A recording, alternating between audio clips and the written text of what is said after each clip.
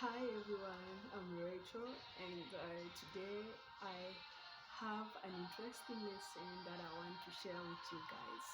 So it's entitled Breaking Psychological Barriers. So we're going to look at the key text um, from the book of Isaiah 41, verse 10 to 14. And here it reads, So do not fear, for I am with you. Do not be dismayed, for I am your God. I will strengthen you and help you. I will uphold you with my righteous right hand. Okay, many young people today are facing fear, anxiety, and depression.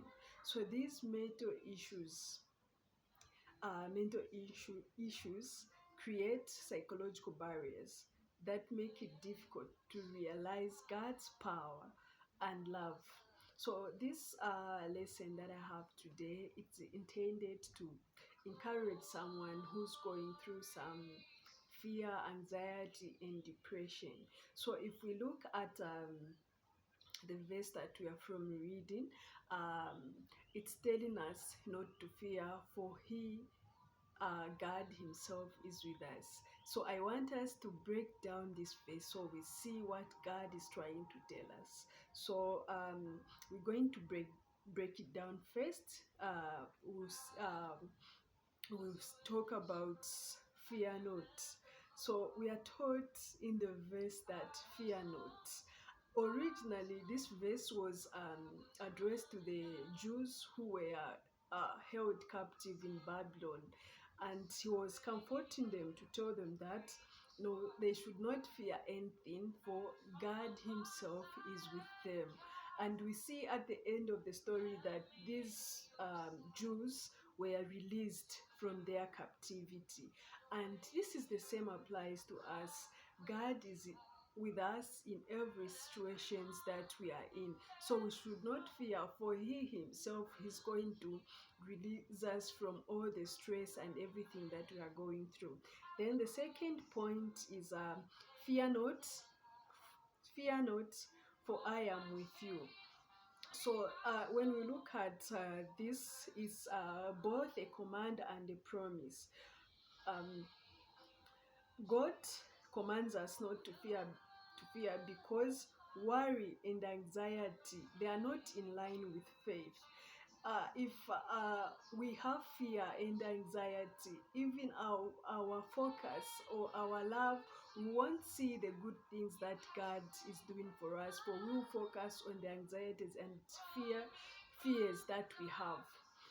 Then further, we can read from the book of Romans 8, verse 31, and it says, If God is for us, who can be against us? What a good news. And then the other parts that we're going to break, it's do not uh, be not dismayed. Yes. So to be dismayed is to look around in alarm and danger. So God tells us to stay calm and not to be afraid of our enemies or challenges. He is our God and able to preserve and strengthen us. So with His faithful right hand, He will uphold and help us bear all the trials that we go through. So let's not fear, guys, for the God that we worship is going to be with us in every situations that we are in. Okay, so let's look at this um, illustration. Um, think about a superhero movie. So yes, those superhero movies that we watch on our TVs, cell phones, and so forth. So you find that um, the hero faces many challenges, enemies, but at the end, we always see this hero, having victory. That's the same applies to us. No matter what situations we go through, no matter what comes before us, know that God is with us, and at the end, victory will be all ours. Okay, so let's look at the practical examples for young people. Yes, and we see how we can be able to handle this, how we can apply these examples that we are reading into real life situations. So, number one, dealing with school stress. So, when you're dealing with school stress, about exams, so you should remember that God is always with you. Pray and God will direct you what you're supposed to do. Then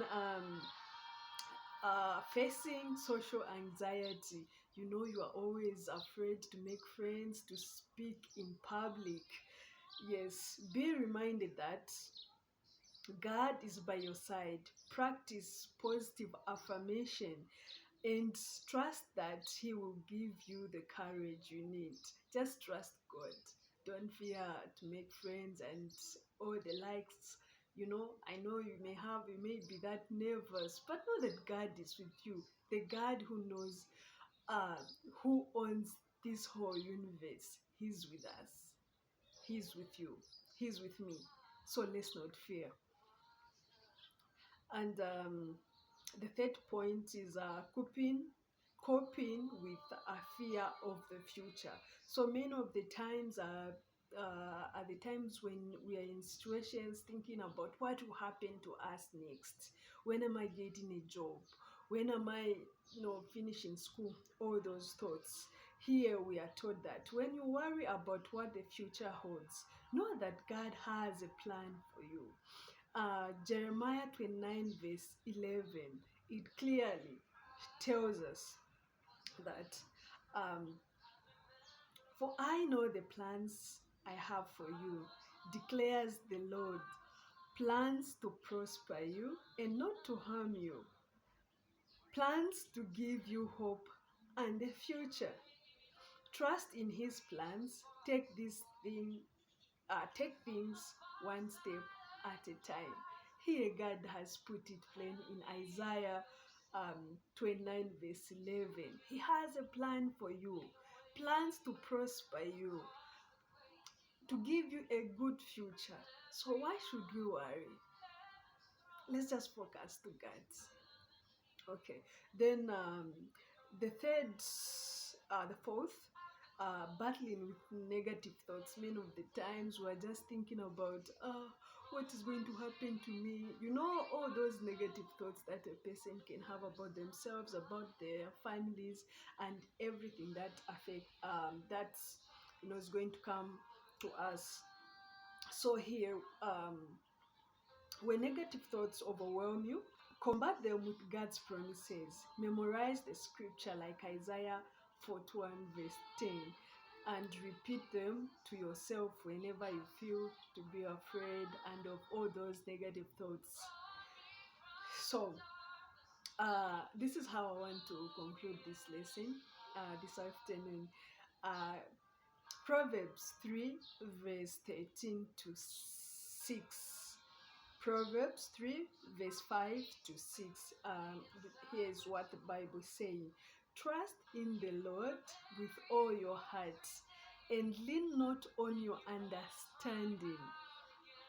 In all your ways submit to Him, and He will make your path straight. No matter what circumstances lead you into fear, anxiety, and depression, trust that God will help you bear all your trials. He is more than capable of dealing in situations that you face, that I face. Yes. So that's the short lesson that I have for you, my friends. If you find it helpful, you may like it, subscribe to my channel, and leave a comment. May God bless you.